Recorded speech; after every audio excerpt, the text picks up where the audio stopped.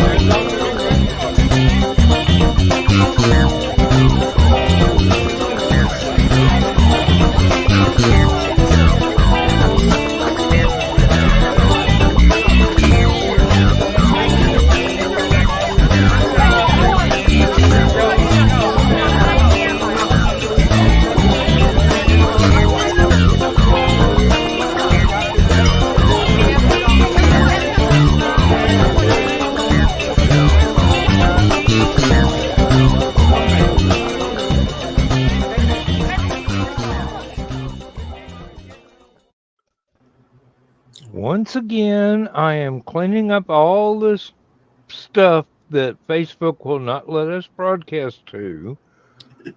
Oh, I hate this. It's like every Facebook channel, doesn't matter whether it's a page or a group, they're going, hey, sorry, uh, you're using StreamYard. We're not going to let you do that. Well, fine. Oh, one of these days we need to organize the great delete and just have everybody leave Facebook.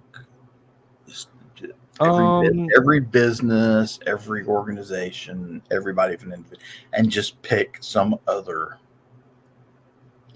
social media group to go to. That's pretty much why MeWe was created. I don't know if that, and it's last time I went there, it was still a howling wilderness. Sand dunes and it's like a big subdivision where they've already put in the street, but none of the houses have been built yet. So, well, I mean, there's a couple of houses, but there ain't no lights. There's no utilities. How are you gentlemen tonight? I'm all right. Doing good. Yes, I've been feeling a bit poorly today because I think I'm dehydrated with all the weather and everything. So, it's not surprising. Although yesterday you could have just walked out in the yard and tilt your head back and open your mouth, you'd have got hydrated really quick. We have heard from Thesis and Dawn and Chris in the messenger chat. Chris and Dawn are still having fun at UnCon. Thesis had a really great show today. They posted some pictures. And, yes. I'm playing with my cup because it keeps changing the. I know. I saw that. You're making it snow. Trying to cool your drink off some more. If I catch some of that stuff in the cup, drink it. Yes. This ain't Tron. You can't drink static. Well, you can. That's just called LaCroix.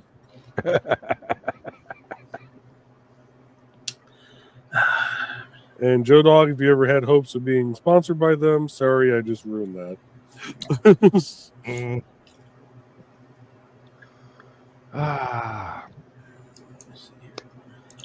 Spider. Extinct spider. Sorry. No, I'm just reading something. This woman She knew that pork and bacon came from pigs, but she thought that ham was an entirely different animal. Well, if it don't Yeah, come from a hamster, what does it come from? That's actually like ROUSs. Yeah, it's that's actually a line out of a sci-fi novel. They didn't have pigs; they had hamsters, and for them, ham was little bitty cutlets from as big of a hamster as they could grow. Um, it's still a great line.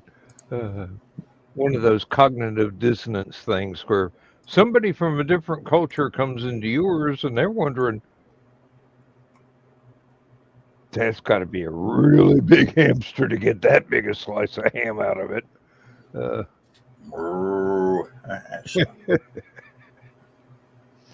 Was it Harry Harrison's stainless steel rat? Oh yeah, with the porky swine. Porky swines. It was a genetically engineered pig that had been crossed with what was it, a rhinoceros and a porcupine. Yeah, and they were yeah. about the size of a mastodon. But they were square and had quills so that predators couldn't kill them, and or so predators would have a hard time killing them. And they were mean and cantankerous and hard to raise. But the interesting thing about them, because they were square, you could pack more of them into a cargo hold. And apparently everything that humans ate in all the different colonies out in space was made from porky swine, because they'd been genetically engineered to pretty much adapt to any planetary environment. Spam on the hoof. Spam on the hoof. Ooh, I hadn't thought about that. It does sound like a mobile can of spam. Yeah. Yep. Yeah, that seems fairly accurate. Oh yeah. I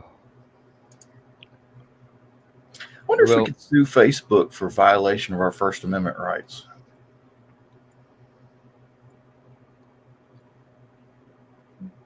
I ain't paying the lawyer. It's got to be contingent on winning the case. Let them collect from Facebook. Pro bono. Hey, there'd be a lot of them that'd be willing to do it, but Wait a minute. I wonder if we could crowdfund it on Facebook. Boy, would that be ironic right there. Why is no one seeing my posts anymore?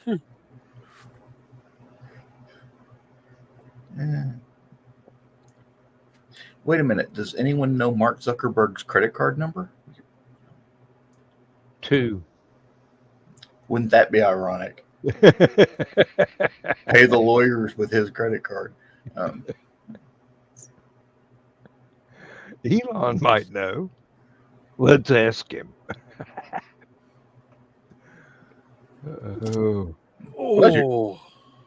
Oh, I needed that. It looked like it hurt. I like your shirt, Joe. Thank you. I just noticed that. There, lean back a little bit so we can see it. There we go. All right. Stand up here. No, stand up. No. The new green screen does not like anything that isn't right there in front of the camera. Yep. Oh, that might be it. I was sitting too. Wait a minute. I think I had my screen set for gamer mode there.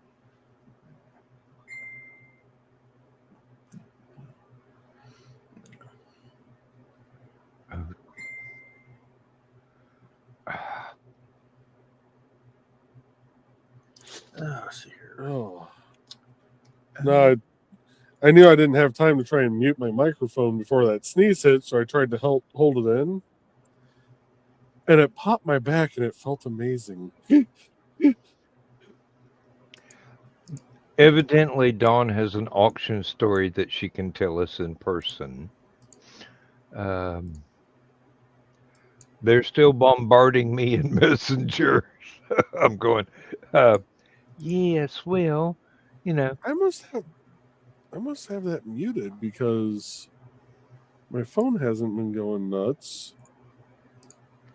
I'm getting alerts through the desktop computer and my iPad because I've got all my uh, chat without appearing to be stupid o'clock on the iPad. And if I type anything in here, I can't pick my own identity. So on the iPad, I can. Oh, all mine were the oh, we like your post. Yeah.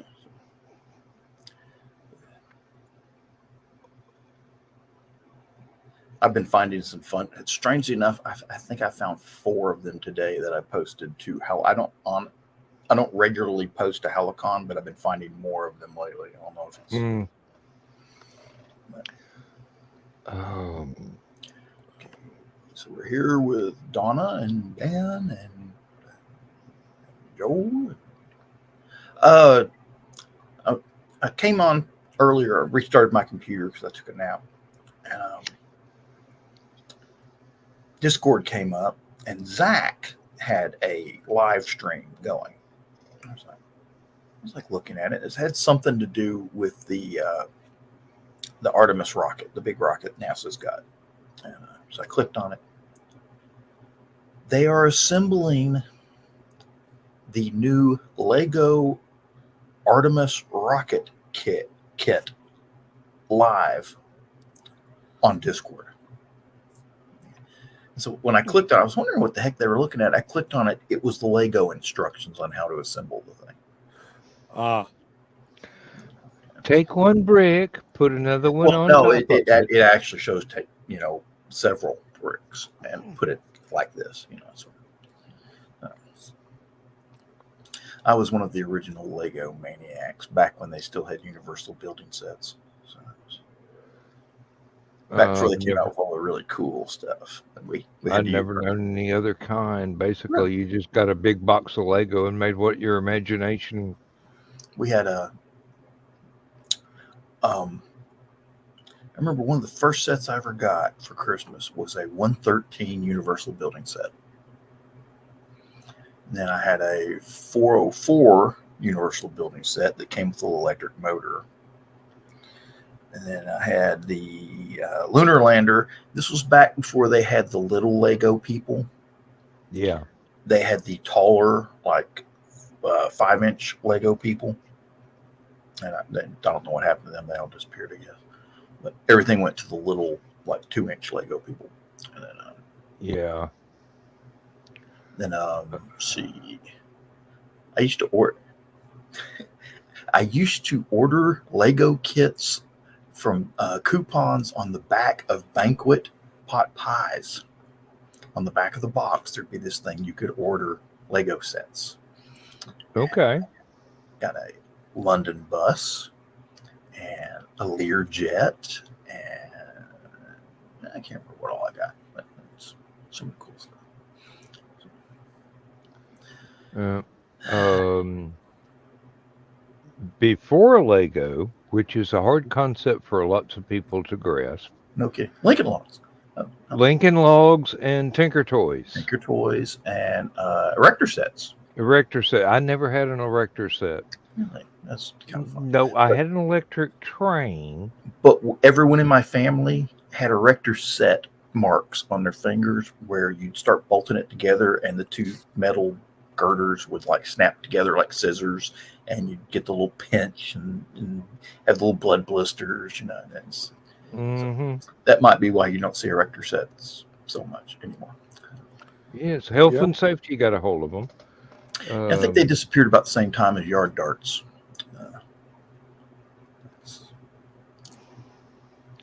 Think of it as nothing evolution can in go wrong action. with yard darts. Then let's see, what was we had girders and panels. You could make skyscrapers. I made space stations. The panels look like solar panels. Hey. Yeah. Why not? So what was the other one I had? they had a Micronauts building set where you could build buildings. And it came with these. You snapped the little panels together, and some of the panels had windows you could attach, and it had these girders that you could run into the girder panels and make spaces. And I can't remember what it was called. It had a name, but I've slept since then. So. I think I went straight from Lincoln Logs and Tinker Toys to model cars and airplanes.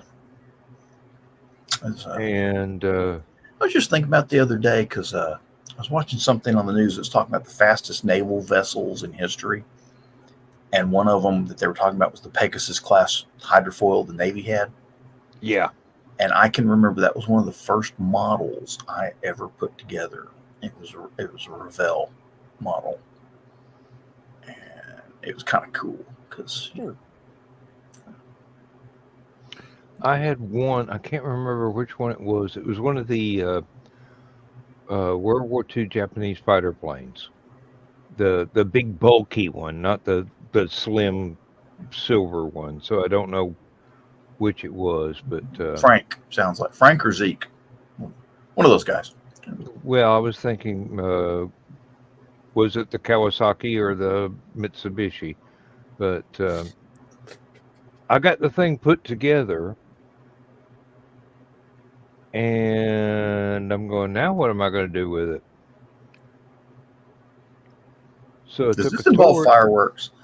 No. Okay. I took a torch and a pair of pliers and heated up a nail, and I put bullet holes in it.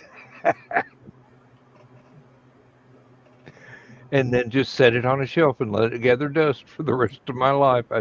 It may still exist in my mom's attic. Of course, if it's in the attic, it'll be melted into a puddle by now because Georgia heat. Oh no, it'll still be there. It'll just do the same things that vinyl records do when you leave them in the attic for too long. It'll look like a Salvador Dali painting. Yes. A Salvador Dali Mitsubishi plane. Yes. It sounds like something he'd do. Okay, let's leave it. Hey, make a great Frisbee, except it's kind of fragile. Yeah. Oh Lord. And then for a brief time I was into Legos, but it was always there weren't, hey, take this and build this. It was, here's a box of bricks, make what you want. And I did. This one house we were living in, one summer the air conditioner went out. Like in July, just hotter than hell. And so I'm sitting there with my Lego kit. I built a fan with about, I'd say about a 24 to 28 inch fan out of Legos.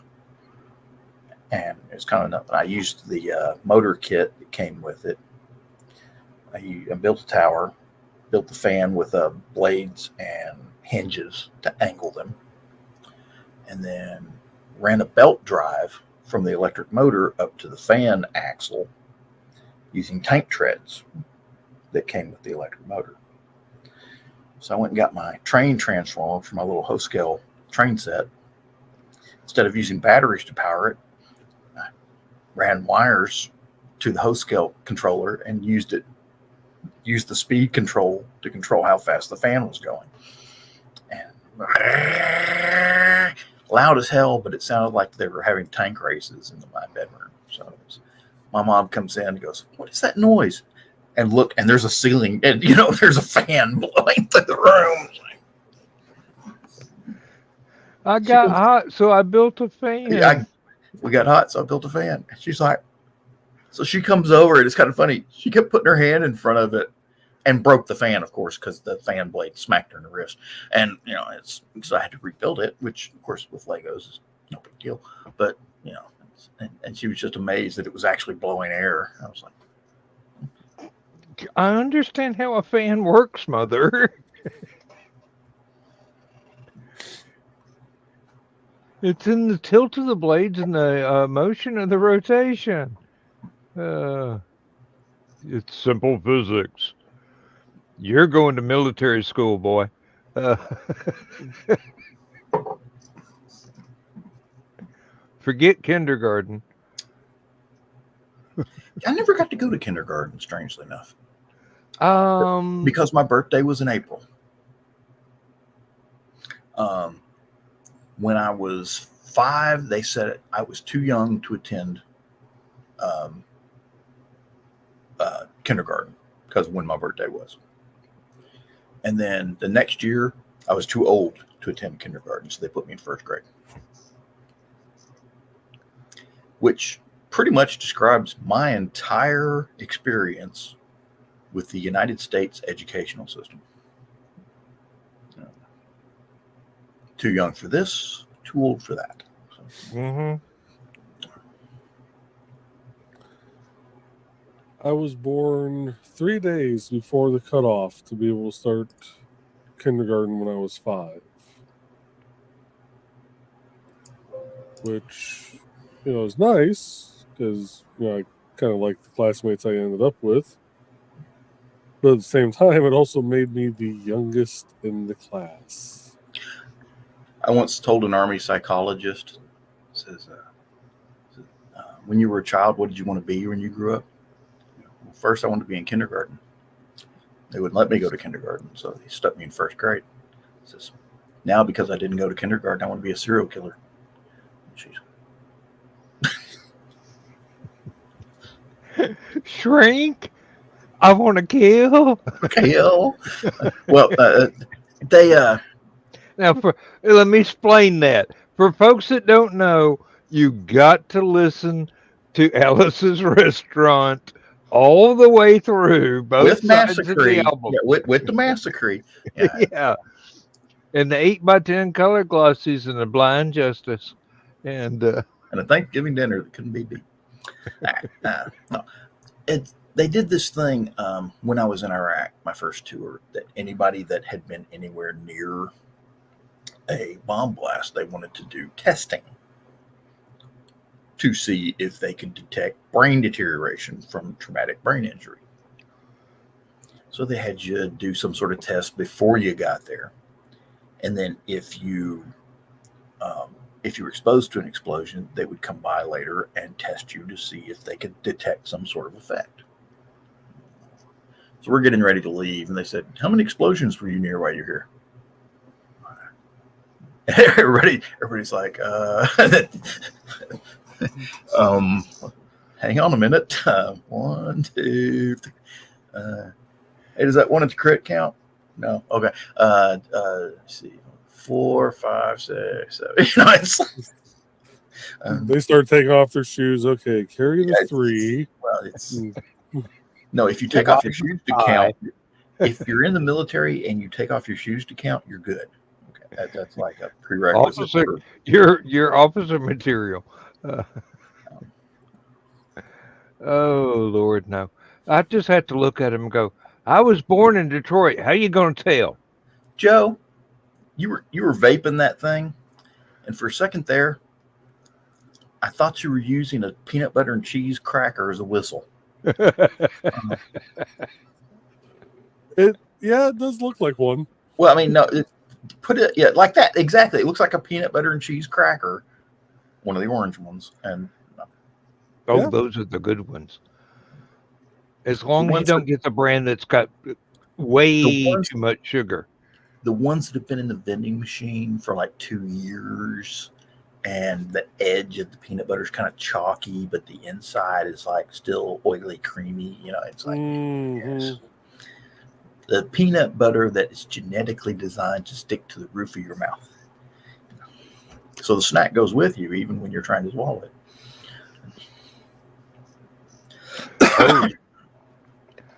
I did find this cute little thing tucked away in the shelves I was clearing off to replace.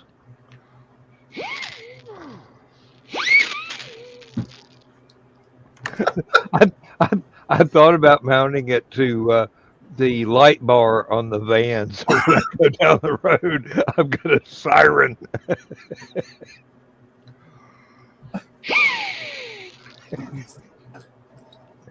Oh Lord. I need to mount one of those in my. That's exactly it. Yeah, that's. I can't remember where I got this. Yeah, I need to mount one of those for. I would love to get about 100 of these and give them out on Halloween. I want people to know what true terror is. Send it home with the kids. Kids and sugar, and one of these is just that. It's like something. Hey. It's like something Stephen King would write. One of my grandparents said, "You've always got to give a kid something that makes noise and the batteries to go in it on Christmas Day, Have you and heard then send them home with their parents." Have you heard about Cracker Barrel is having difficulties? Because apparently, Cracker Barrel, apparently they're not getting as much business as they used to. They're not considered to be relevant to the food market as much as they used to be, which is weird because I thought everybody that traveled stopped at Cracker Barrel. Yeah. But of course, people aren't traveling as much. Food prices have gone up, so people aren't eating out as much, and gas prices keep staying high, so people aren't traveling as much, which is, of course, probably one of the big things. But personally, I think the main reason that Cracker Barrel is doing as poorly as they are, it's over there in the toy section. They've got stuff like this, okay, and nobody on a road trip wants kids in the back seat of the car with wolf whistles and kazoos and harmonicas and and the little monkey with the cymbals. They don't want to be driving down the freeway with that in the back seat. Okay, it's just that, and the fact that they never have hats in my size. Really, I have seen some really nice, very good hats. but let me get. They're about 3 sizes too large. Really, Yeah. because mine's exactly the opposite problem. I've got a big head, and they never seem to have anything over, 7.5. Mhm. These all say large, extra tell you what. large. I need medium to small. I'll come down to your Cracker Barrel. You come up here, come to mine, and we'll just see if we can find hats at the right size. I'll take a picture next time I have to go and show you the one that I want, and you see if you can find it in a small. Maybe we can do that because, and like, what was it down here? Donna's saying, $60. Yeah, I know people that come from foreign countries to go to Cracker Barrel. I've always wanted to get one of their Lodge frying pans. Oh yeah, They got some good deals on those. And they make one. It's a steak press. It's a cast iron steak press with the Cracker Barrel logo on it, so you can brand your steak with it. Which I thought that would be kind of cute. Of course, the big one for that is football teams. They make a meat press that you can use as a branding iron with your team logo on it. So you heat it up, hit your steak with it, and your steak has the 49ers logo or whatever. Or whatever, yeah. I want to get the one that's for corn pone. Basically, it's shaped like little corn cobs. We've got a couple. Oh yeah, they're antique. Yeah. I think they're antique. I don't know if Mom bought them at Cracker Barrel or if they've been in the family for years. I don't remember. But usually they've been in the family for years, but it's still Lodge. These are not Lodge, I don't think. I'd have to check. They don't have a Lodge logo that I can see. But one of they're different shape, even though both of them are little corncob shapes. They're different corncob shapes. One of them's kind of rectangular, and one of them's more oval. Yeah. Kind of shape. So I think the only ones at the Cracker Barrel we've got in the next county is the ovals. Yeah, needed snacks. Yep.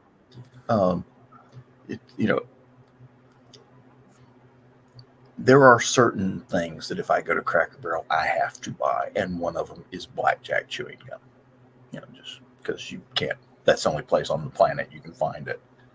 Oh, that's the only place I know of that's got 72 different kinds of root beer. I That's would another- love that's to another just. thing I I love just love to do. to go through with a shopping cart and go, hey. Cream and- soda. Yes. Cream soda, ginger ale, and what was the one I liked? Was the butter. They actually started carrying that butterscotch soda I like at my grocery store. Ooh. So that's that stuff, man. I don't know who makes it or how they flavor it, but it's like you pop the top on that thing, and it's like, ooh, butterscotch. It's like, Yeah. Oh. yep. I only live 2 miles from a Cracker Barrel, so you know it's. I only live 30 miles, but there's still a 3-hour wait once you get there at opening time. The only reason I'm 2 miles from the Cracker Barrel is because I'd actually have to go across the interstate and back up the service road to get to it. So that adds almost a quarter mile right there. So Yeah, really. Well,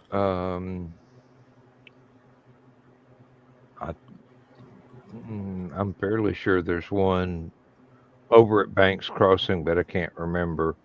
There's a couple good steakhouses over there. But the Cracker Barrel that my sister wants us to go to for it's time to take mom out for a holiday, birthday, whatever. It's like 30 miles away from me. And there will be a set time to gather in the parking lots. And Lindsay and I will show up. And I will text my sister and I'm going, have you left the house yet? She gets so angry every time. But she's always about an hour late. Unless my brother gets smart and tells her, oh, we're going to be there at 1. My sister shows up at 2. He's told everybody else, be there about 2:30. He's getting smart for a young whippersnapper. Must be the grandkids teaching him lessons.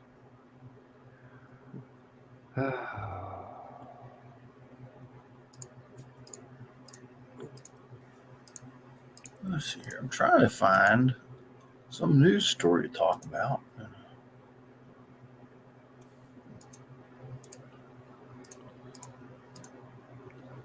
Ooh, that one can't be good.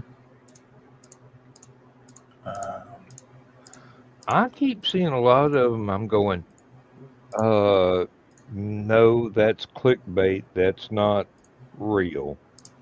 I gave No, that didn't happen. There are a lot of. I've been going through my news feeds and blocking a lot of news companies that are obviously. Yeah. Yeah. I found several things on YouTube that you thought it was an actual human narrator, and then the guy doing the show confessed that no, he just gave a voice sample to an AI, and all he does is give it the script now.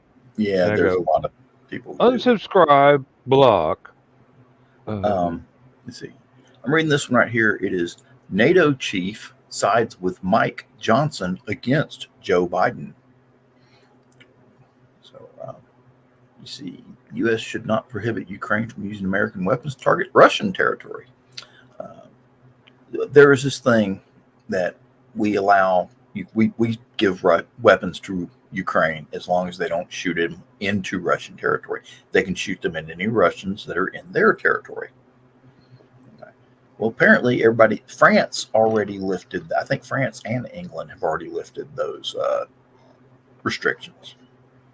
So they can shoot British weapons and French weapons wherever they want to, and everybody's trying to get Biden to lift the restrictions so that they can use the ATACMS and the HIMARS inside of Russia. Mm. And then, The frightening thing about that is France was the one that invented neutron bombs. See, well, basically you get all these Russians that are saying, yes, we have nuclear weapons and we'll use them if we need to. And, you can say that all you want to, but, sooner or later you're going to, shit or get off the pot. And I don't think they're ever going to get off the pot. So we need to start hitting them where it hurts. And oil production is one of the big ones. Yes.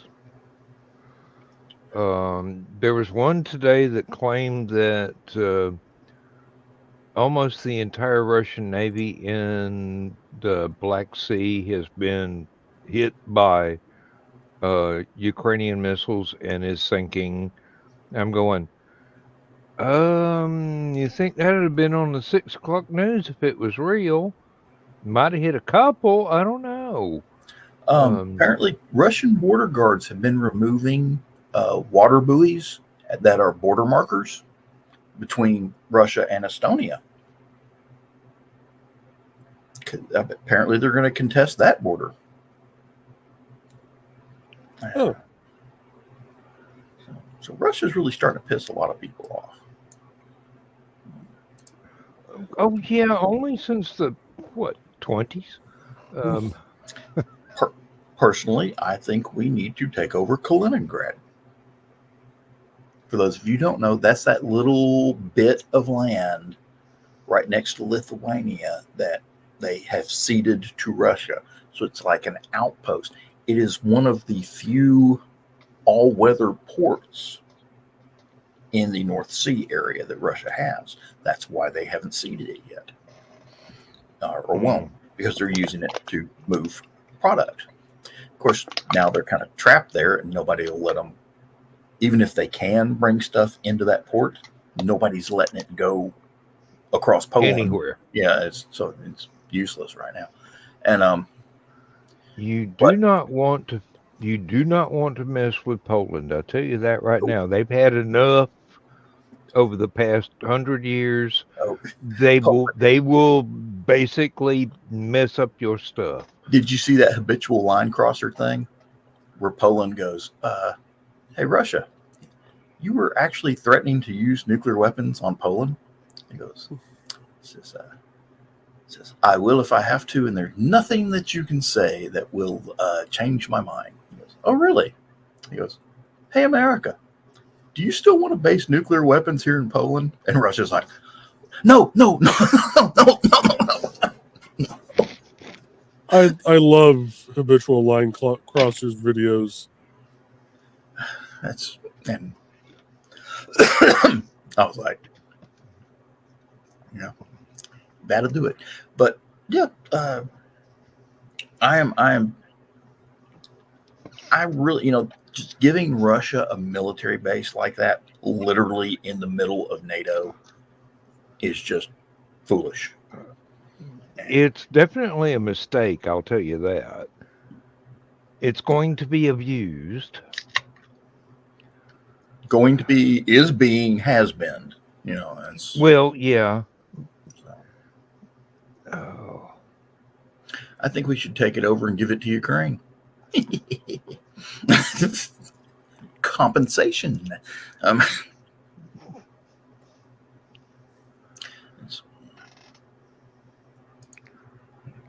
Look at that. I want to see that on the map. I will not put the map on StreamYard. I just thought of the best indicator as to how doomed an aggressive power will be in this day and age. Kaliningrad is actually bigger than I thought it was. How many 7-Elevens do they have? How many golden pantries do they have? How many Starbucks do they have? If the answer is none, your civilization is done for. It's about 125 miles wide or long. And let me see here.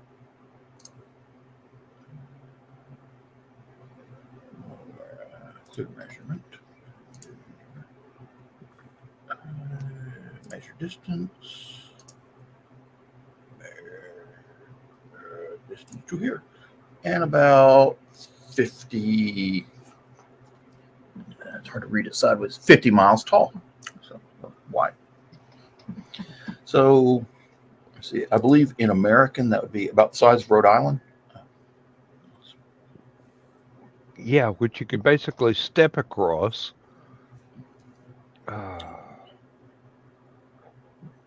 it is fairly it shares a border with Lithuania and Poland, but is very close to Belarus. So That yeah, and that Belarus would explain a lot right there. and Belarus, the whole country is a Russian whore. So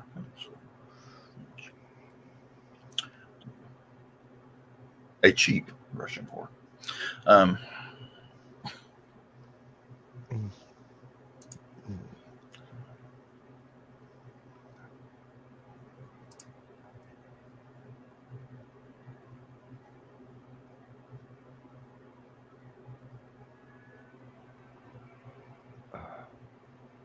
Not happening yet. Oh, I finished So off my spinach quesadilla today, and my wife wanders back here before she went to bed. Goes, "Do I need to fix you a plate or something?" I'm going, "No, baby, I'm quite full after yesterday's burrito and taco and half of the quesadilla and the other half of the quesadilla today. I'm still a long way from running off of fumes. So I know there's spaghetti sauce and pasta in the fridge if I actually get hungry. And I can puzzle out how to use the new microwave. It's not like I've never seen one before. You were saying, Joe? I was going to say, article I talked about last night during the green room was ICQ shutting down. Oh yeah, yeah. I remember you saying that. Yeah, I saw June that too. 26th. I have not used ICQ in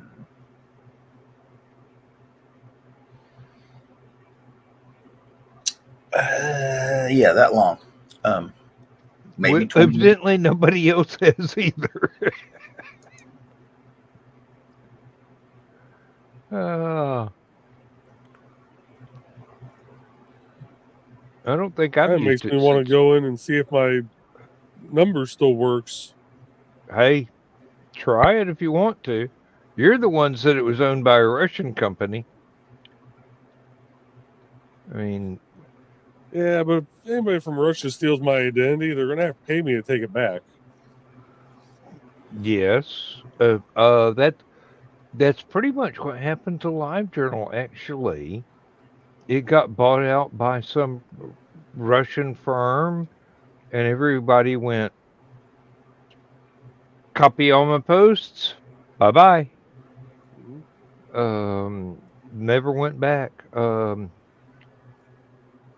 Unlike MySpace, which became a hangout for child molesters, and that's why everybody left that.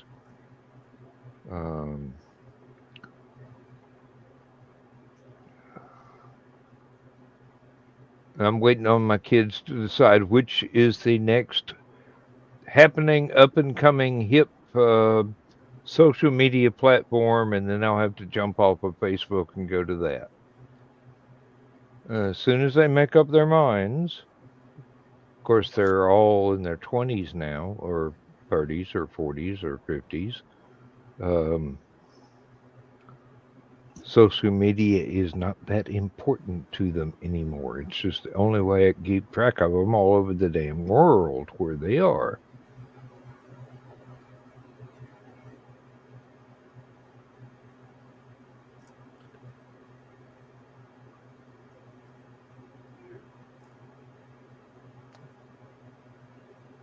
Oh, There's not that many places where I can talk to somebody from this county and the next county and 2 counties over and New Mexico and West Virginia and Germany and Amsterdam and Portugal, and I believe one of them actually went to Japan. Um, and there's one that we're not allowed to know what he does for a living, and he goes all over the world.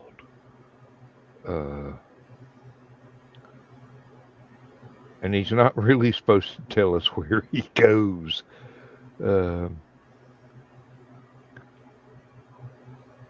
Lindsay actually had to fill out some forms for a security clearance just in case he got kidnapped and they tried to use that as ransom to get her to try and pass information along. oh, Yeah. Um, let's just say he got his bachelor's in computer science when most kids are learning how to drive. gotcha. Yeah. I mean, he worked at places where my dad wouldn't have a security clearance to go into. And Dad worked at Y12. Oh, Lord.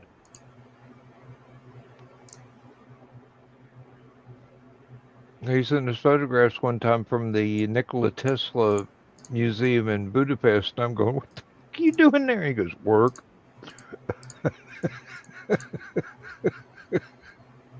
Okay.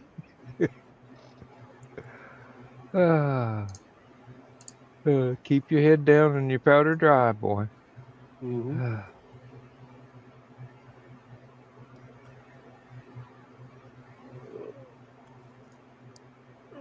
Then readjust. There we go. Oh, they must be having a great time at the convention because Nobody's here. well, and they stopped talking in Messenger, so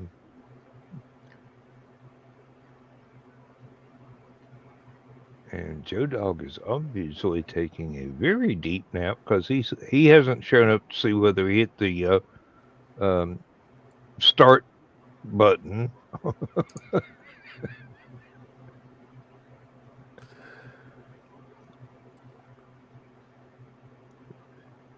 Yeah, Hello, Mac. You forget one time and they don't let you live it down. Yeah, really. One time. I've forgotten 2 or 3 times. Hello, Mac. Everything we do is behavior, boy. Some of it's abnormal psychology, but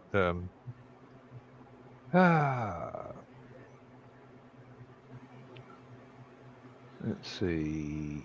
Oh, I'm starting to put stuff together so that once I finish the fantasy story, I can do the cover art for it. The hard part's going to be, is this going to be a novelette or a novella? Because it's not long enough to be a novel. Unless I go back in and add a whole lot more world building to make it bigger.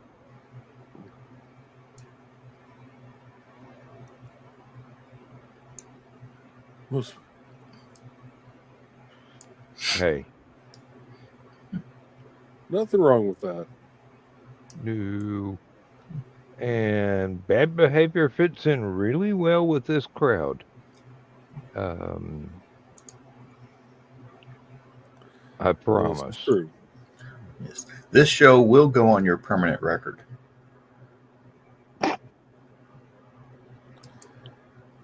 My permanent record is now on its 15th file cabinet. I'm wondering if they actually kept adding to my permanent record over all those years because I've done my darndest to put all sorts of weird things on it. Blew up the For science some reason, that lab. doesn't surprise me, John. Let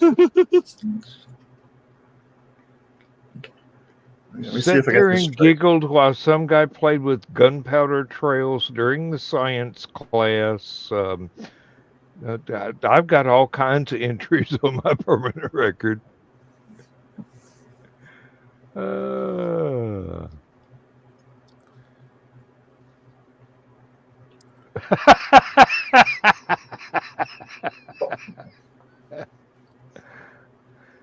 I believe mine is do not approach. I believe the term extreme caution has been used. No. Armed and delirious, I think.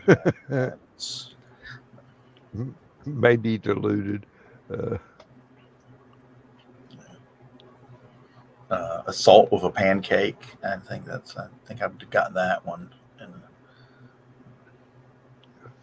And you know what? No, I'm not going to ask the story behind that one. No. Immoral use of peanut butter, just all sorts of strange things. And that's another one. Yes, but she never complained legally. Couldn't find a lawyer that would take the case. Why is he shooting his shotgun at the hurricane? He's from Florida. That's what they do down there.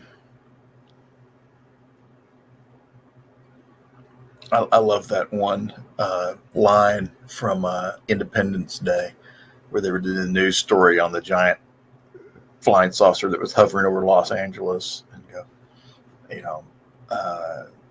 local authorities are asking people, please do not fire your firearms into the air in celebration of the aliens' arrival. Yeah, that'd be us. Get off my lawn.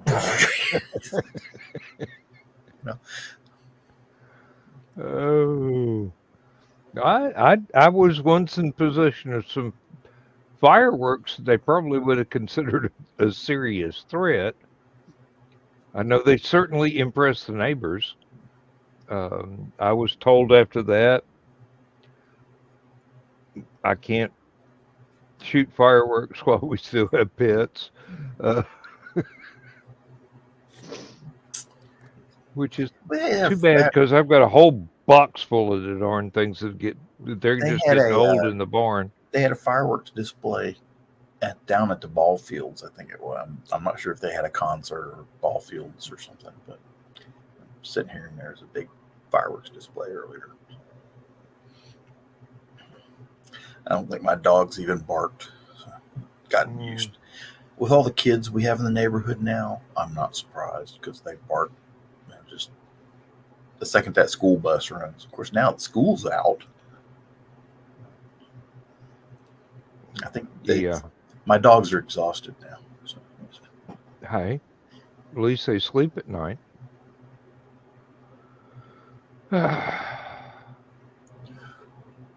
We may actually have to turn the air conditioner on here soon. Start to get that warm. Oh, Mac. Clark Griswold is a strict amateur. I found a bunch of things in the crate of fireworks that I inherited. They were labeled mortars. So I got out a 4-foot tall, 1-inch thick tube and set it up at the end of the driveway. It was lighting the fuses and dropping them into it.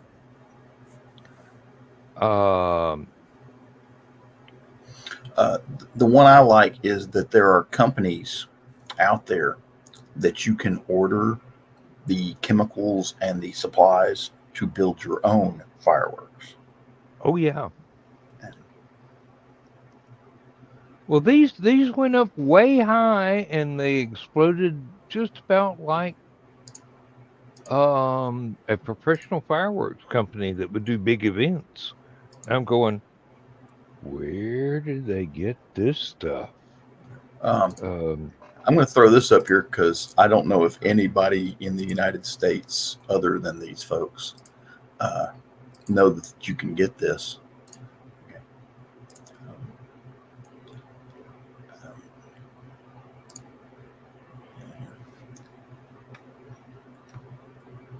Huh.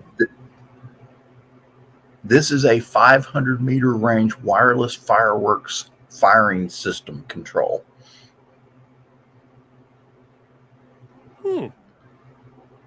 Which, boy, does that have implications. Just a few.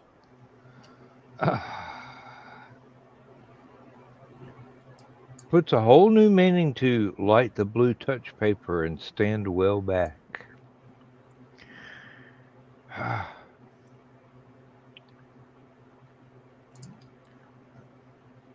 Can you imagine that you're kind of in a competition with your neighbors, and they're out there with like lighters, and you pull out a box, flip the antenna up. Watch this.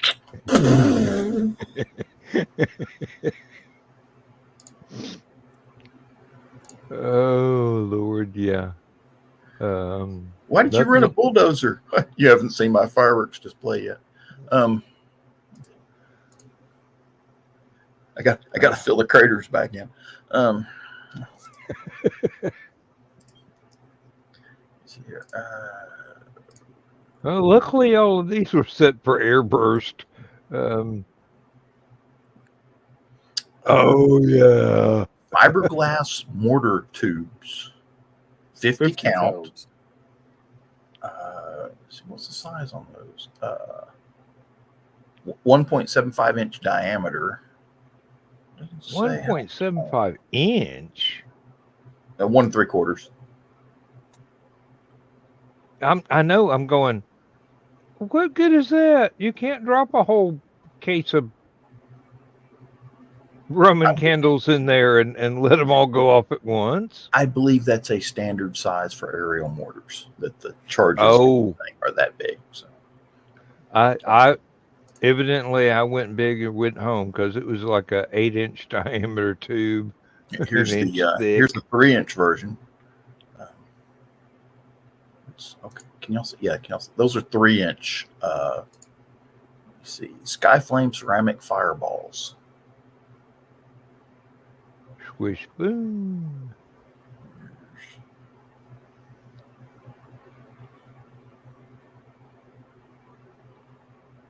I love the way they got them stacked. It looks like something down here from the battlefield. Yeah, really. Old cannonballs. Right there, old cannonballs. Waiting to go off. Oh, wait, these are for fire. Oh, these are for, why have they got this in with the fireworks? These are for, fire gas pits. fireplaces. Yeah, it's okay. Yeah. Oh.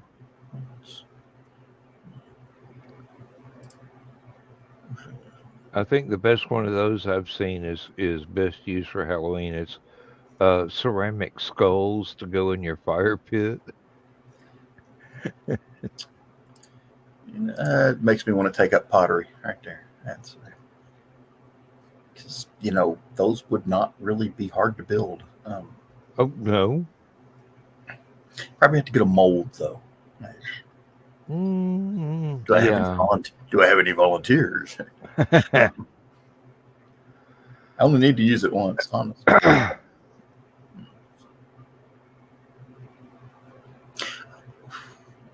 No, that'd be too big. Darn it. I've got a skull Halloween basket. Yes, that would be too big. It's just a little bit bigger than a human skull. And this is a really big human. Get one of those. I think it's a brand of vodka that comes in a skull-shaped bottle. One of the big ones of those is almost life-size. That might work. Make a mold out of that.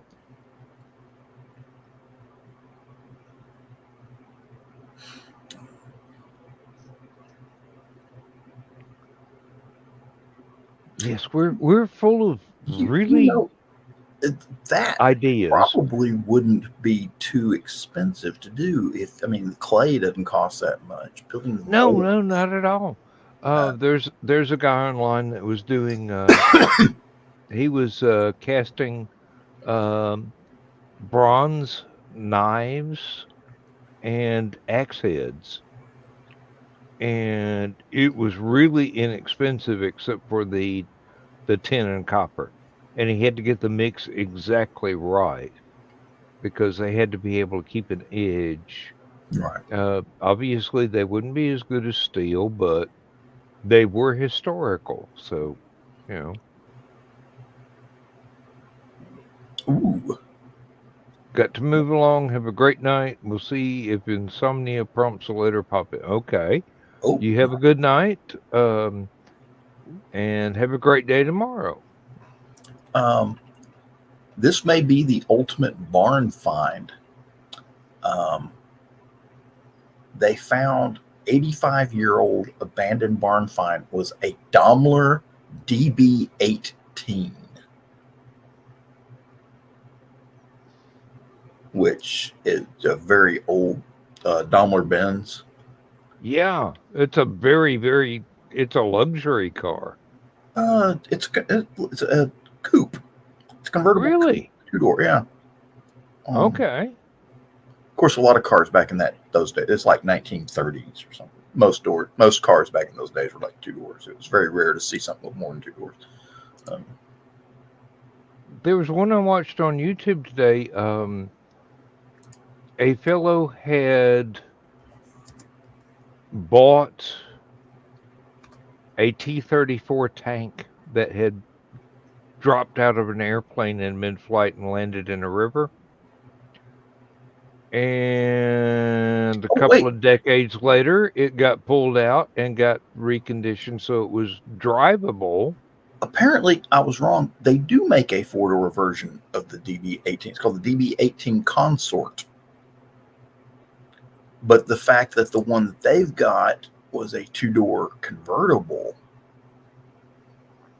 was rare, because most of them were, like you said, kind of like cross between a limousine and a taxi cab. Yeah.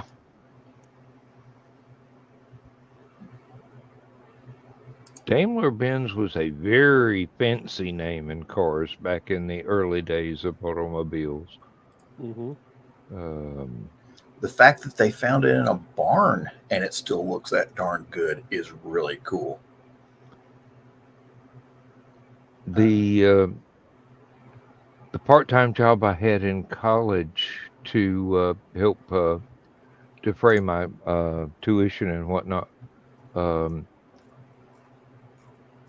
guy that owned the little factory had 2 pre-fiberglass Corvettes.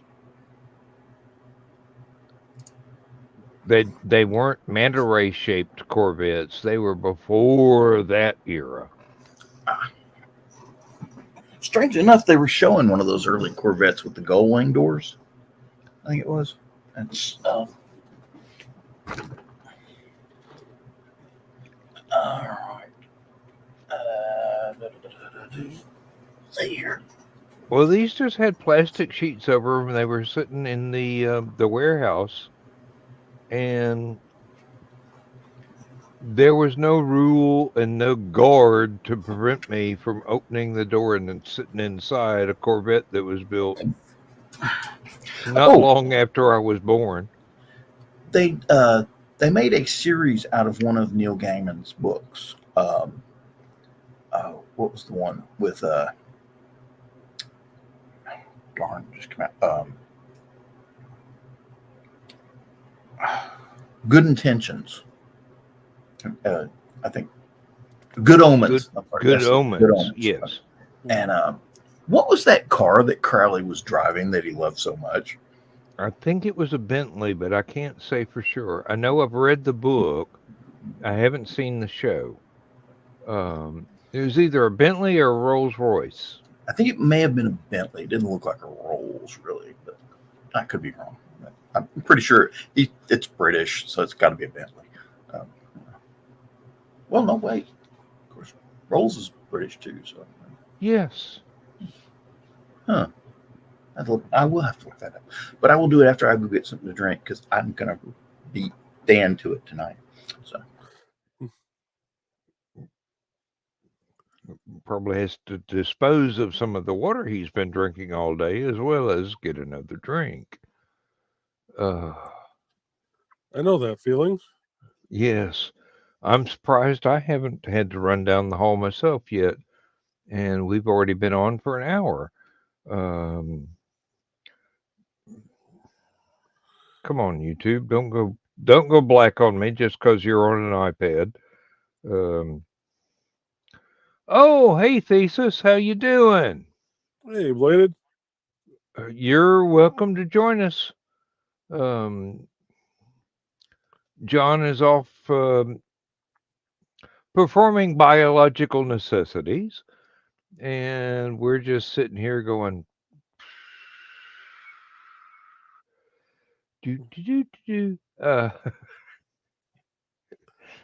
We're trying to figure out what circuit pattern is on Joe Bachman's shirt and whether or not we can wire it up in real time. And would it be legal if we did? Probably a radar detector or something that we can't use without getting in trouble. Yeah. It's actually probably the layout for some actual classified military piece of equipment. And hey, it's a shirt. I've seen lots of shirts that had things on them that weren't allowed in the general public, let's just say, especially if they were sold at a heavy metal concert. Ah.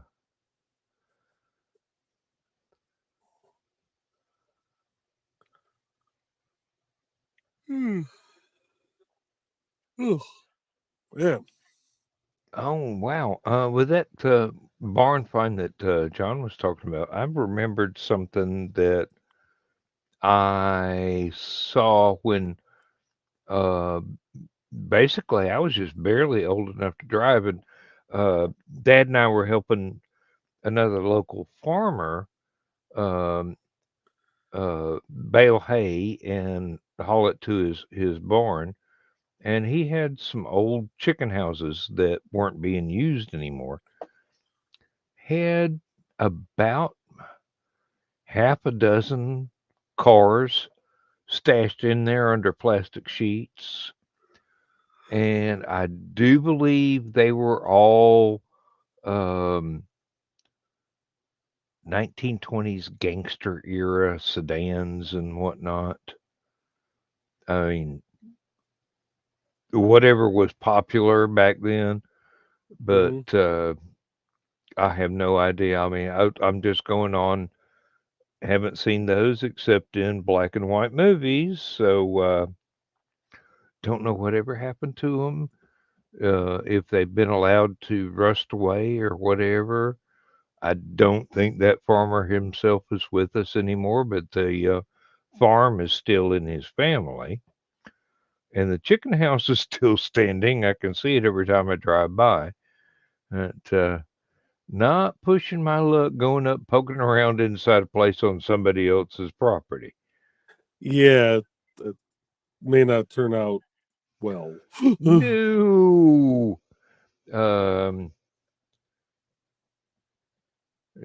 Down here is where get off my lawn is something you don't have to be told. You are taught by your parents. Don't go there. Um, that's somebody else's. Stay away.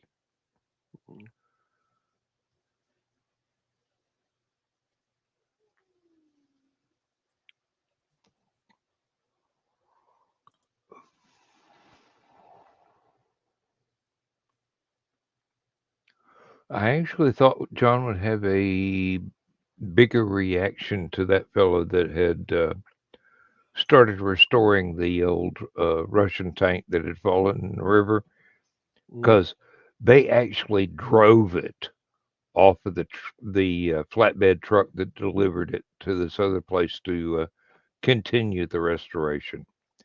So they had it running. They just had to, as part of the restoration, they'll have to rust coat a lot of the interior, redo a lot of the electrical stuff because it had been in the river for a long time and stuff had rusted away. And seeing as how it's a Russian tank, it's more badly engineered than a French car.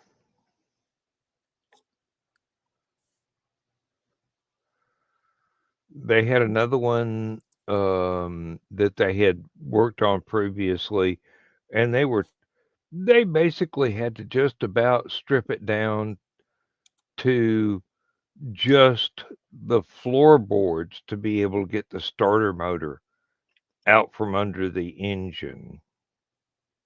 They had to use a crane to get, I think it was a 3-ton engine out of this thing. Good Lord. 12-cylinder, about 800 horsepower. And the starter motor was bigger than most of the vacuum cleaners I have ever owned. And that includes an Electric Lux canister model from the 50s. And it weighed hundreds of pounds. They had to take it out. Turns out it was fine. It actually ran when they hooked it up to an electrical supply. The problem was the oil pump that it drove in order to get oil circulating through the engine before it started anything leaked like a sieve. So they had to fix that. And then put it all back together. I mean, they were using cranes and forklifts and whatnot to move these heavy pieces of armor around in order to take this thing apart and put it back together.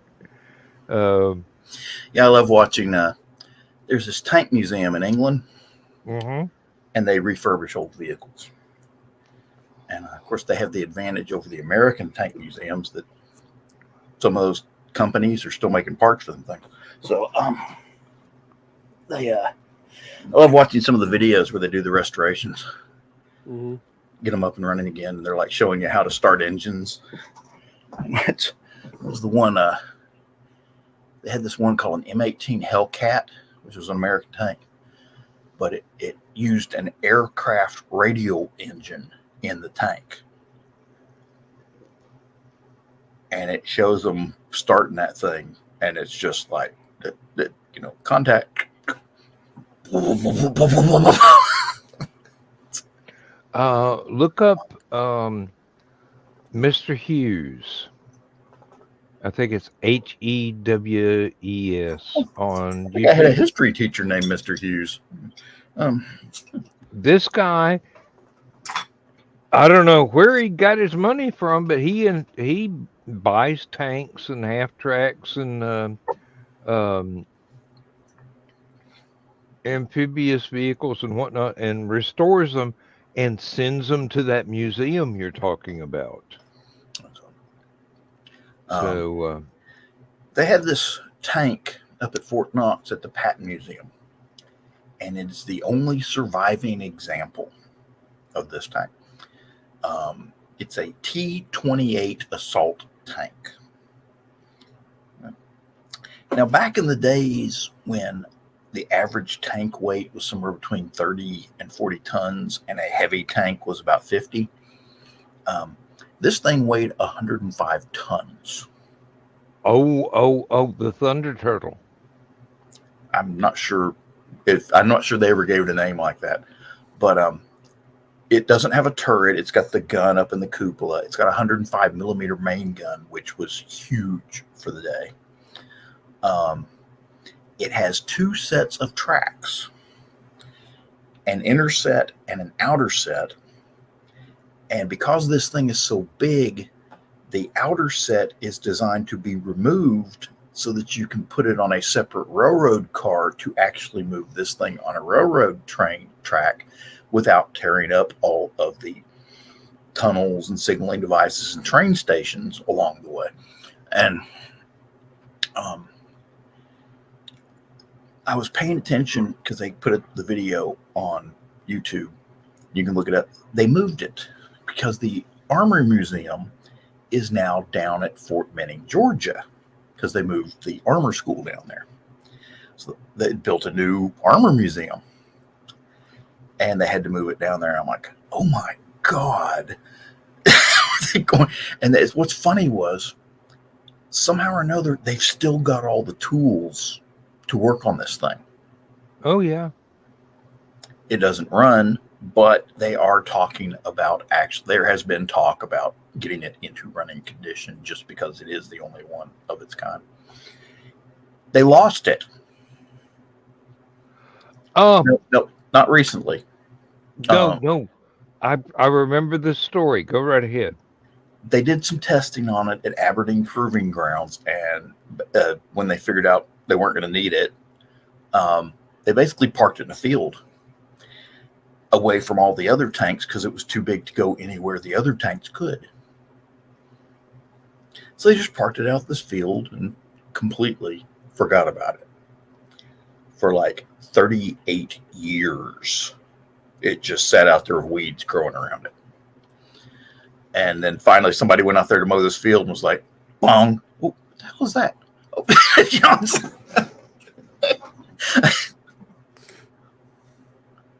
what to my wandering eyes did appear?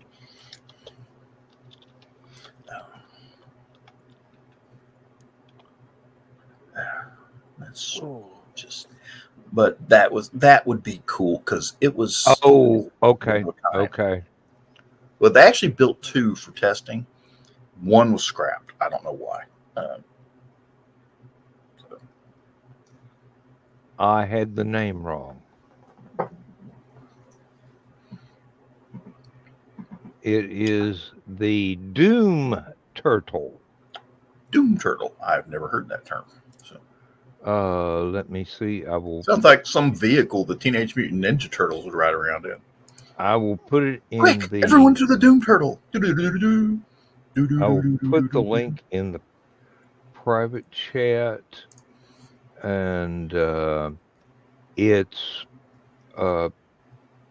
one of the Fat Electrician videos, so it's going to be entertaining. The T-28 was called a super heavy tank. Why they call it a tank, I don't know, because technically it's an assault gun. But yep. They originally designed it to break through the German defenses of the Siegfried line, and it was later considered as a possible participant in the planned invasion of the Japanese mainland.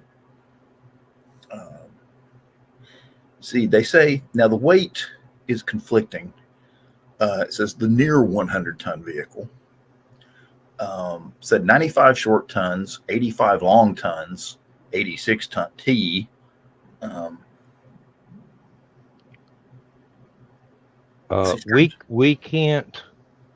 We can't show it. I mean, we can't play it. But I will. I've got it paused right now, and there we go. Yeah. But that is the beginning of the video right there. And yes, it does have 2 sets of treads on each side. It's got super heavy armor. Who called it the Doom Turtle? That had to be some. I don't know. It might have been this guy, but Let's see if I put it on full screen. Does it get? Yes, there we go. But yeah, um, it's an impressive piece of kit. It is. Apparently, the company that was going to build it built train cars, Pacific Car and Foundry Company, and they were originally going to build 5.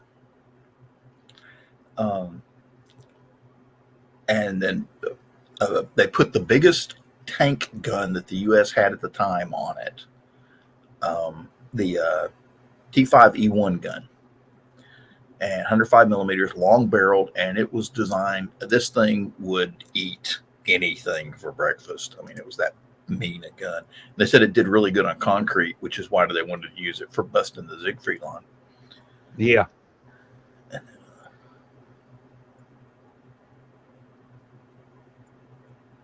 It was that, and the Fat Electrician is a very, very good storyteller, but he talks about the way we used to in the factory, or maybe something you were used to in your military service there, John. Um, there are a lot of words that are used for punctuation that are not in the general vocabulary of civilians.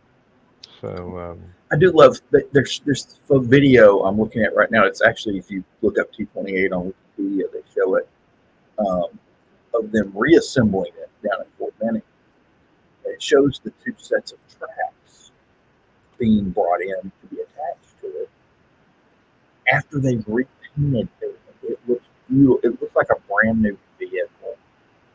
They did a really good job painting it. restoration crews do a good job.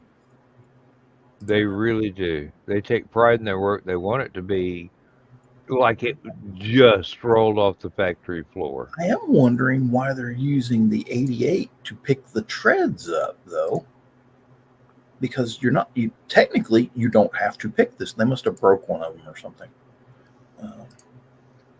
Getting it off to paint it or something. I have to look that up later. And they're having to actually use 2 M88s, and I believe those are the M88A5s, the big ones, the new ones.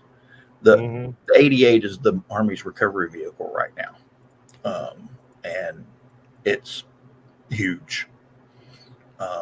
Everybody calls it a Cadillac because it's got the big crane boom on it, and apparently it's got a really good ride. And there's plenty of room in the passenger compartment to put your sleeping bag on the floor to sleep comfortably. So it's the American version of the British Foden. Yeah, but it doesn't have. It's got a 50 caliber machine gun. Yeah, it's got a 50 caliber machine gun. It doesn't really, it's a crane. Yeah, but it might have to put an end to a little resistance or whatever it's trying to pick up. Yeah, that's what I'm wondering is why this thing was designed that you could put the whole thing together with a bulldozer. Basically, you just had to move all the treads around. So they must have blocked everything up. Old age and rust, the darn treads probably don't. The treads have been sitting in the same position for so long, they probably don't work. Yeah. There was one that Mr. Hughes had gotten hold of, and it was in neutral, but they couldn't make it roll. And they couldn't make it roll with even the Foden. And they had to get a Chieftain tank and push it while the Foden with the crane pulled it. I was wrong. It was not at Aberdeen Proving Ground where they found it. It was abandoned in a field at Fort Belvoir, Virginia. I think that's close to Aberdeen Proving Grounds. Some farmers said, "Hey, you know that tank you lost? I think I found it." When are you boys going to get that tank out the way? I got to do some plowing. Really? I've been trying to bush hog that field for years.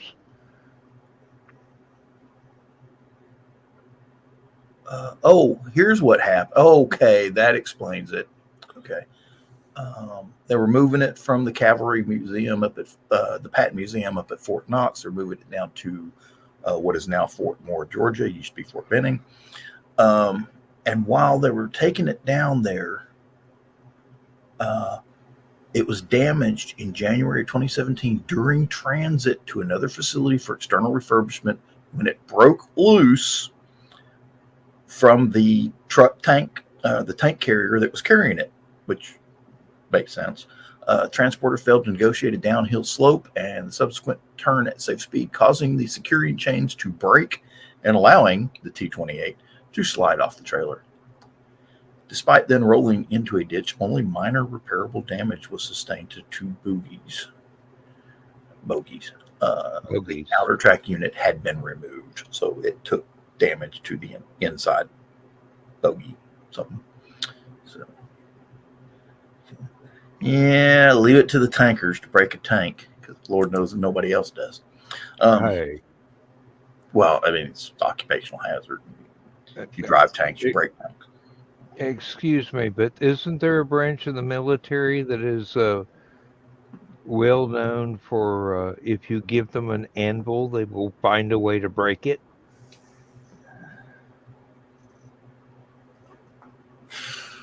Never broken an anvil. Launched a couple.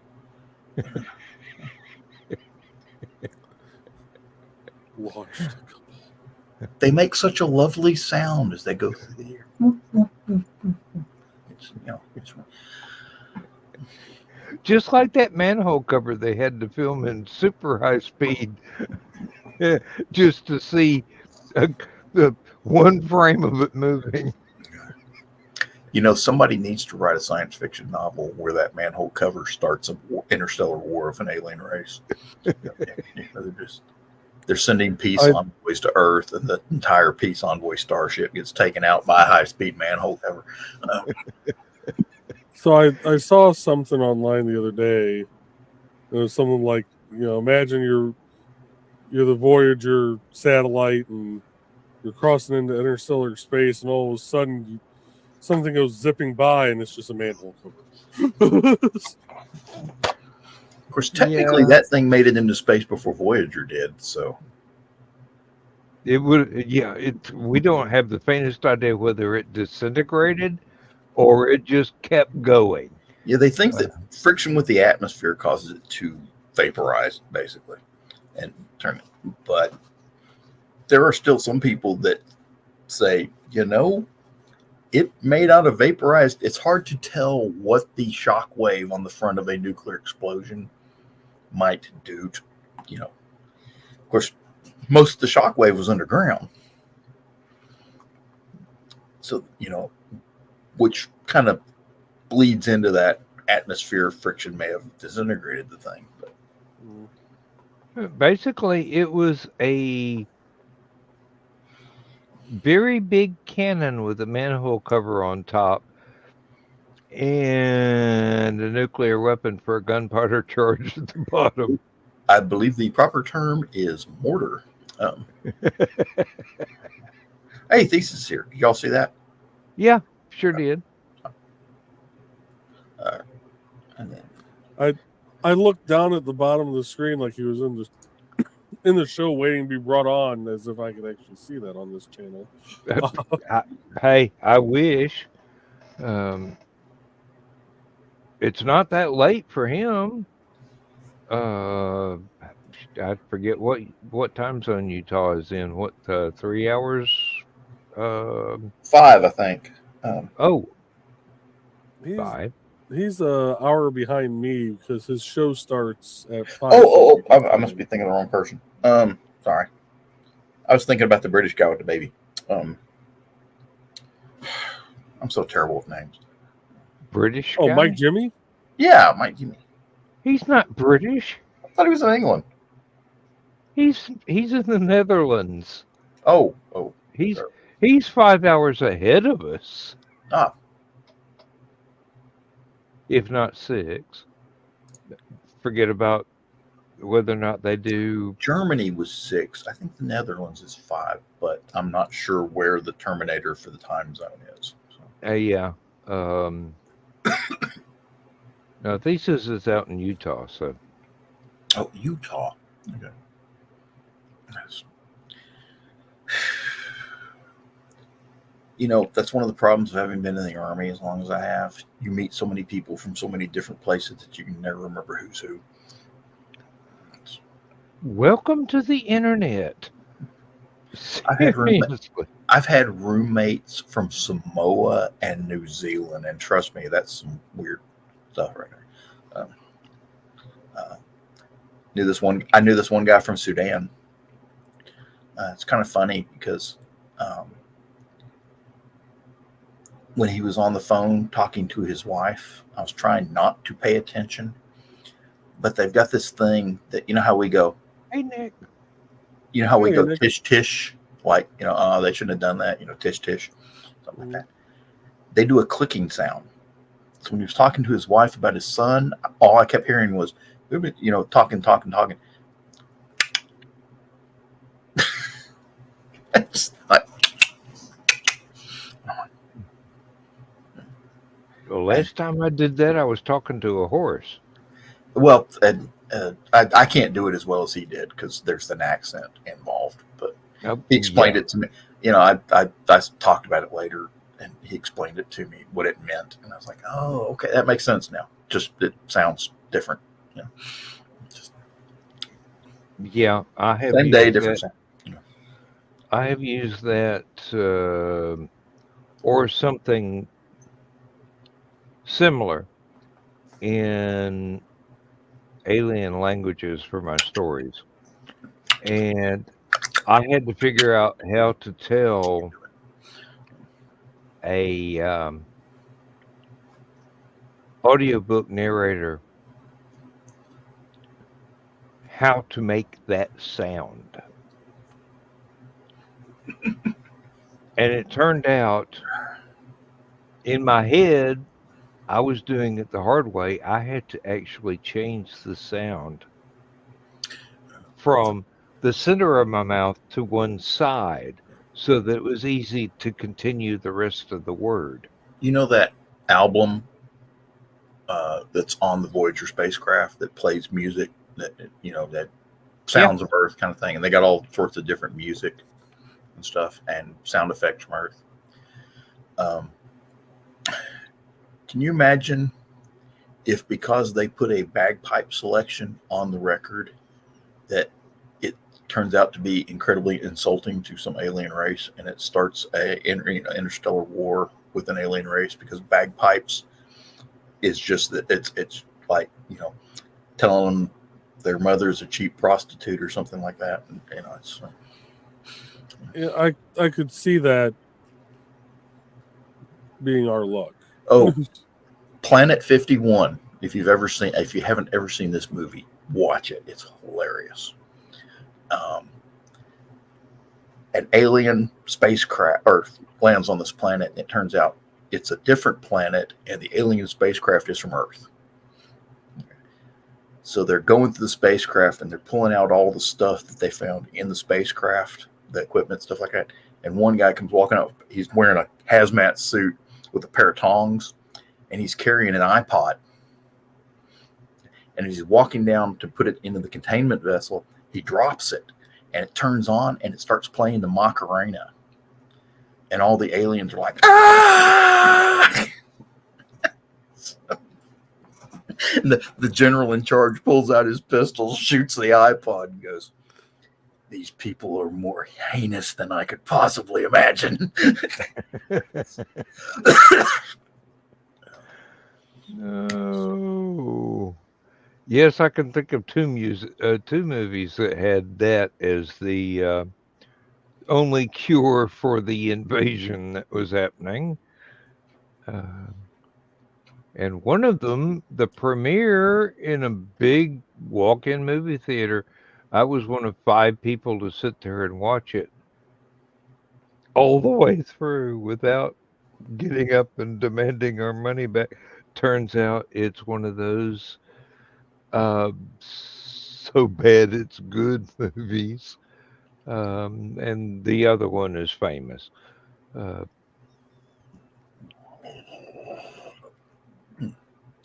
Yeah, Mars Attacks. I love the idea in Mars Attacks that Slim Whitman albums destroyed the aliens. That's the one that's famous. Oh. We need to do that at Sci-Fi Convention one year.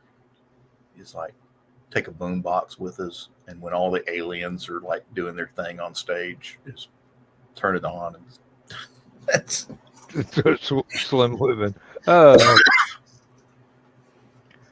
And see which ones are actually humans in costumes, because the rest of them brains explode. Yeah.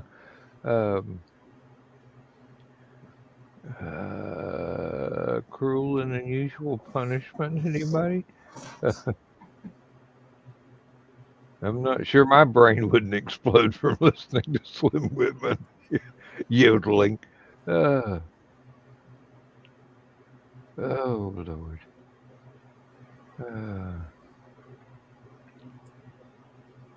I do believe it is time for me to go down the hall. I'm going to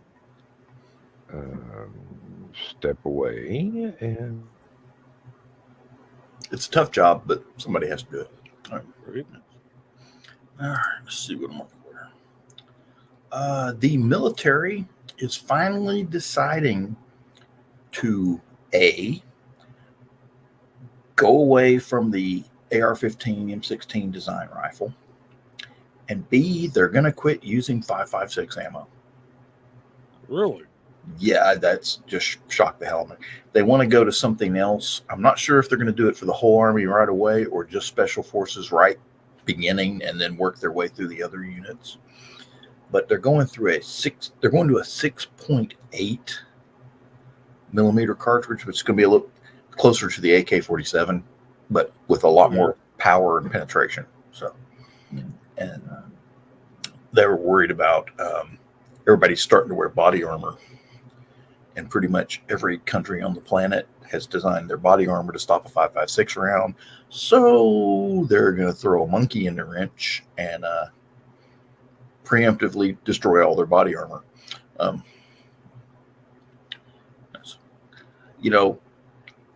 Ronald Reagan spent so much money on defense against the Soviet Union that he bankrupted the Soviet Union. I think we're seeing that again. Everybody's going to throw so much money at weapons that there's no way Iran, North Korea, China, and Russia can keep up with it. Right.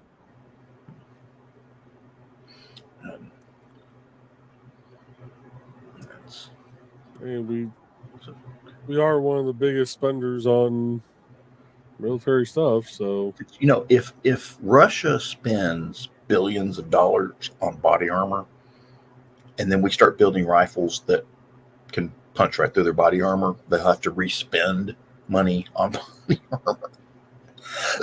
Which, talk about bankrupting a nation that size. That's a big country. They have a big military. They have a lot of gear they got to buy. You imagine bankrupting a country with a military like that just because they got to buy 2 pairs of boots for everybody? We're going to be conscripting another 1.5 million soldiers, and the guy in the logistics department that has to buy boots for the Russian military is going, that's 1.5 million soldiers. That's 3 million pairs of boots. You know how many cows that is? Yeah, somebody's head would come just, flying off their shoulders. And no.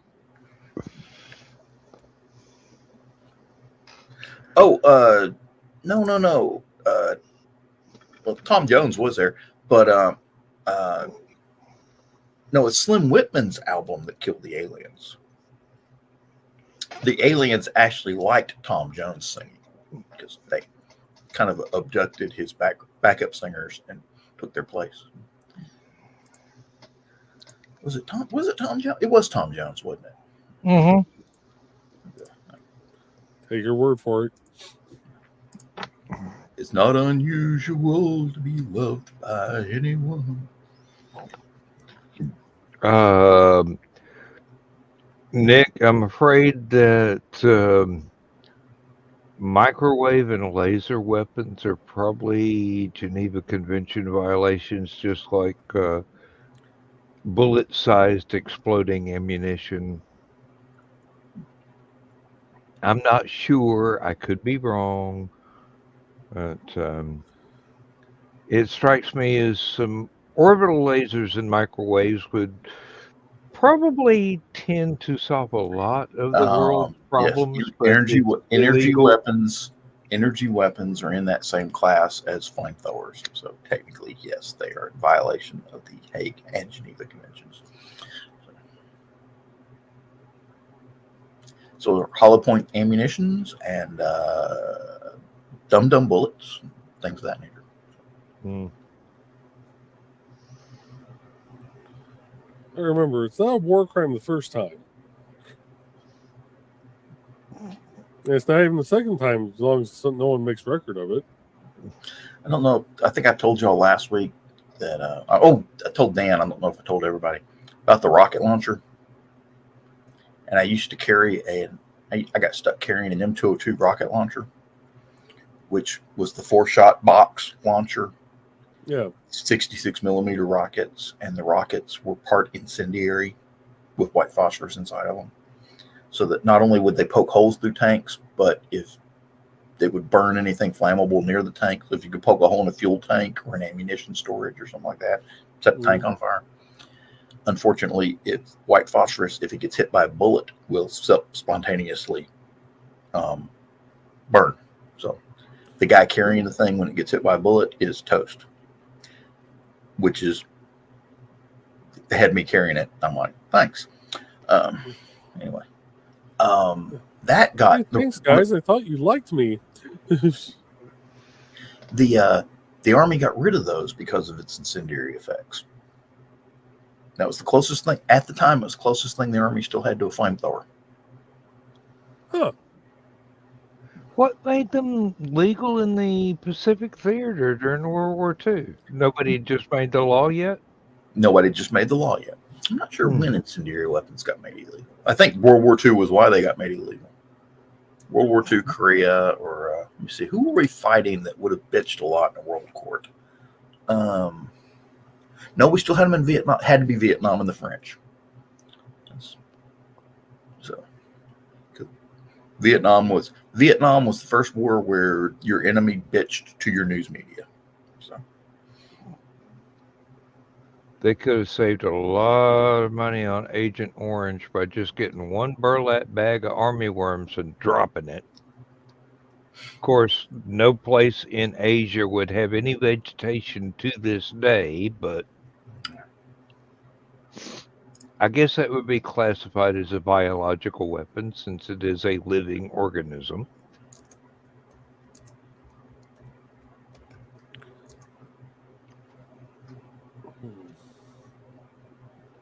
Would be one hell of a defoliant, though. Yeah.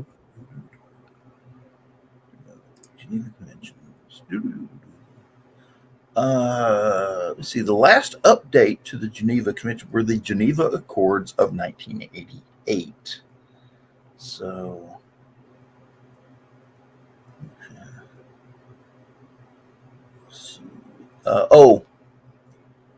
see, they did an update after World War II in 1949 because of the Nuremberg and Tokyo trials, and then the big one was in 1929. See here, because of World War I, and then.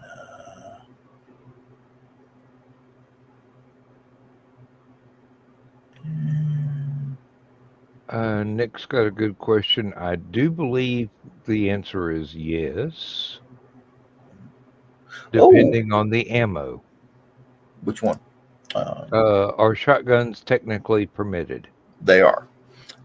There was a matter of fact, that was one of the things that got tossed about in World War One in the Hague of the conventions, because when America got involved and we had to start clearing trenches, they started giving people shotguns, and the Germans were like, "Hey, that's a war crime. It's modified ammo. Modified from No. what? Modified from what? We didn't modify anything except getting your ass out of this trench. It's a hunting weapon. You're not supposed to use it against troops." Okay. Oh, protocols. Interesting. Protocol 3, which came out in, I did not know this. This is kind of interesting. Protocol 3, which came out in 2005, they have a new Red Cross symbol. They have 3 of them. They have the Red Cross, the Red Crescent. Now they've got one called the Red Crystal, which is a diamond, hollow diamond. May be displayed by medical and religious personnel at times of war instead of the traditional Red Cross or Red Crescent. I had not seen that. I guess I shouldn't have shot that guy, huh? Oh, now it's... No, flechettes are actually anti-personnel. They are listed as anti-personnel ranks. Technically, they're anti-personnel artillery, just because it's a new form of shrapnel. Newer form.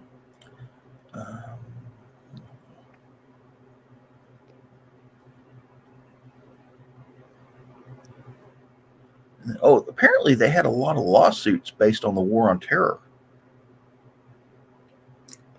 Someone sued Rumsfeld. Hamdan versus Rumsfeld. For what? Apparently, there was some debate over whether or not Al-Qaeda terrorists were covered by the Geneva and Hague Conventions. They're terrorists. Right. But technically, because the military was involved, they need to be treated as prisoners. And and that was where the conflict came into being. I'm trying to find... Oh, here we go. Grave breaches. I think I found it. Let's see here. Nope, that ain't it. That's something else. That's war crimes. Okay. Grave breaches.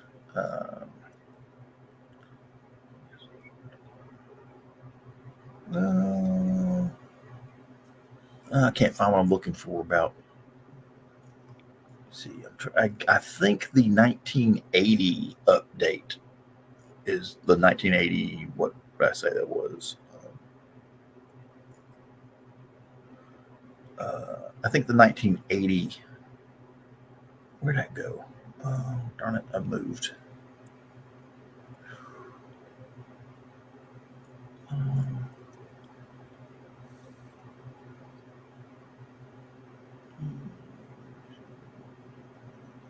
The 1980 Convention on Certain Conventional Weapons. I believe that's the one, because it covered biological and chemical warfare. It's one of the reasons they got rid of all the chemical weapons. And I believe technically a flamethrower is considered to be a chemical weapon. Well, it uses chemicals in it as a weapon. Restricts weapons with non-detectable fragments. In other words, anything the military uses has to be detectable by X-ray. Restricts landmines and booby traps. Restricts incendiary weapons. Restricts blinding laser weapons. Adopted in October 13th, 1995 in Vienna. There's a loophole. Don't necessarily have to blind somebody to slice them in half.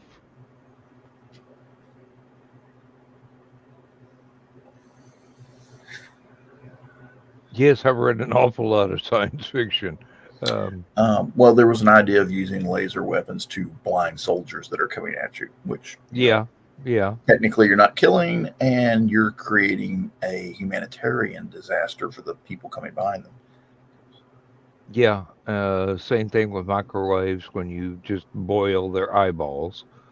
The protocol does not prohibit laser systems where blinding is an incidental or collateral effect, but parties that agree to it must take all feasible precautions to avoid such effects. And then the other one was the explosive remnants of war, that's Protocol 5, the UXO, getting rid of old cluster bombs and landmines and stuff like that after the conflict. So that was a big one for that one. And I think that one, I remember that coming out right about the time I joined the Army. Because they started, when I went through infantry school, they taught you how to use 3 mines.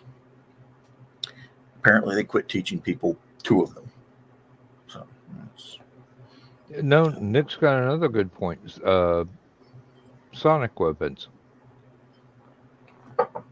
which are I think legal for police departments, but Nick, the military is a sonic weapon. The whole damn thing. Okay. The buses they use to transport people. Okay. The helicopters, the jet planes, the jet turbines in the ships, the guns, the explosives, and you ever heard the term "let freedom ring"? You know what that is?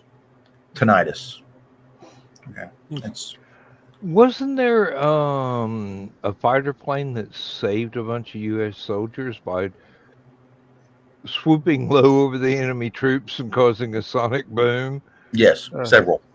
We used to, whenever we thought we were going to have problems with a village and the people in it, they'd call in an F-16, and all that sucker had to do was fly by it really fast and make that jet engine noise, and everybody in the village was like, "Oops."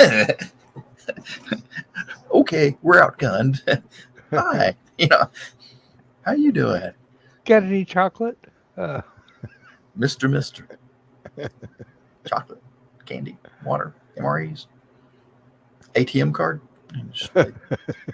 Whatever. We had it's kind of funny. We had a tent mallet for putting tent stakes in. The head on this thing was about this big around, it looked like a piece of firewood. Okay. Big long handle, steel bands around the head. And we called it the Mr. Mallet because the first time one of them kids came up and was going to ask us for something, just, looked like Looney Tunes. Because you'd give them something, you'd drive by and give them something, go do whatever you're doing, drive back. You'd see them trying to sell it on the side of the road. Oh, yeah. Water bottles, chem lights, anything. We don't want to do that. We figured out later when we first got there that the people in the neighborhoods we were checking on were using the kids to kind of block us so that we couldn't move around easily. And because it was always the same kids, in a big village, you'd expect kind of a, these kids are off at the market. Where are they here today? These kids are supposed to be at school, that sort of thing. So. Yeah. That's where you use the Indiana Jones trick and just throw a bunch of money away and small change. Or if you're cruel, just a bunch of shiny washers. Ooh, you know what time it is? Yes, I do. Wow. Really, time flies when you don't know what you're doing.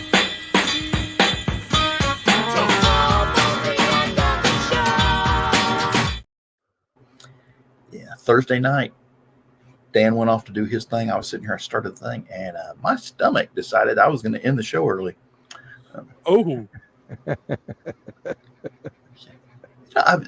Dan left to do his thing. Everybody was gone. The jet fighter plane was flying about. Poem was being read.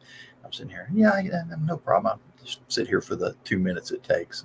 then go to the bathroom, no problem. And about 30 seconds into it, it's like, I'm like, yeah, okay, we're in it early tonight. Yes, that happens. Hello, Mike Jimmy. Hey, Mike. Oh. Yep. I was just talking bad about you a few minutes ago. All good things. No, all good things. Well, let me see here. Anybody got anything else for tonight? Or hello, Mike. No, I've got the other channel open. I'm ready to go. So, You want to close this one out? I will scoot on over there so anybody that does show up is not hearing both shows. hey, dueling web bands. Ding, ding, ding, ding, ding, ding. Ding, ding, ding, ding, ding, ding, ding, ding. It does get a little bit disturbing to folks when they get two channels in the same headset. Who was the comedian that used to do dueling banjos on one guitar?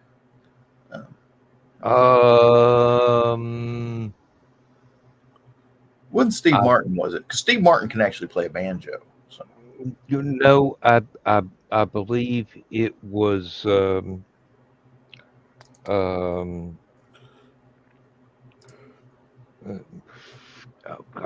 I can never remember his name, even though I absolutely adore him, and I've got his album. One that did Wildwood Weed and Spiders and Snakes and Jimmy, Swafford, Jim Swafford, Jim Stafford. Jim Stafford, that's the fellow. Yes. Yeah, he's a very good guitar player, along with his comedic talents.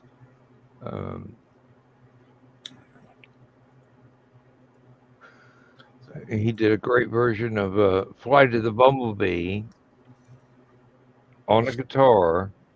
It sounded like there was a full orchestra, and then he pretended to lose it and went all over the neck of the guitar trying to recover, and then got right back into it.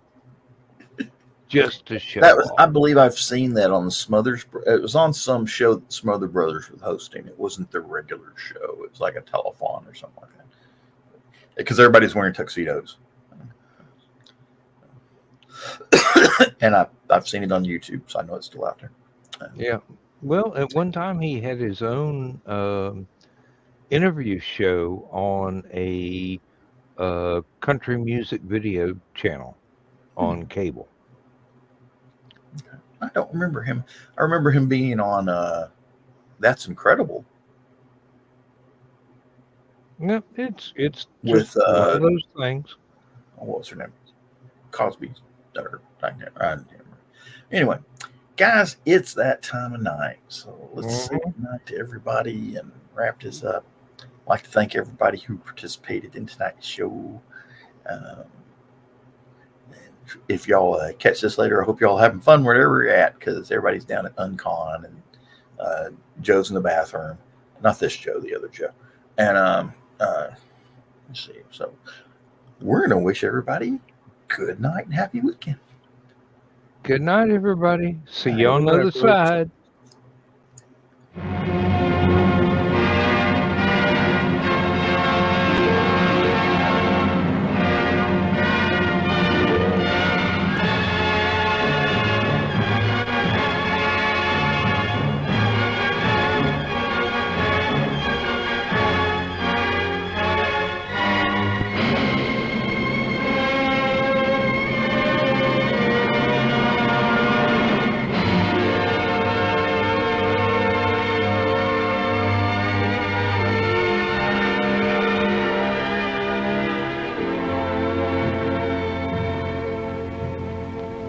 Slept the surly bonds of earth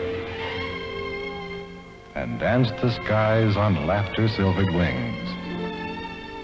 Sunward I've climbed and joined the tumbling mirth of sun-split clouds and done 100 things you have not dreamed of.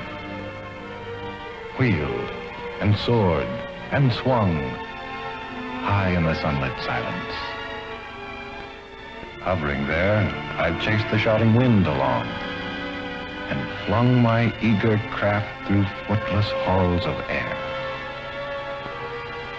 Up, up the long, delirious, burning blue, I've topped the windswept heights with easy grace, when never lark nor even eagle flew. And while with silent, lifting mind, I've trod the high, untrespassed sanctity of space, put out my hand and touched the face of God.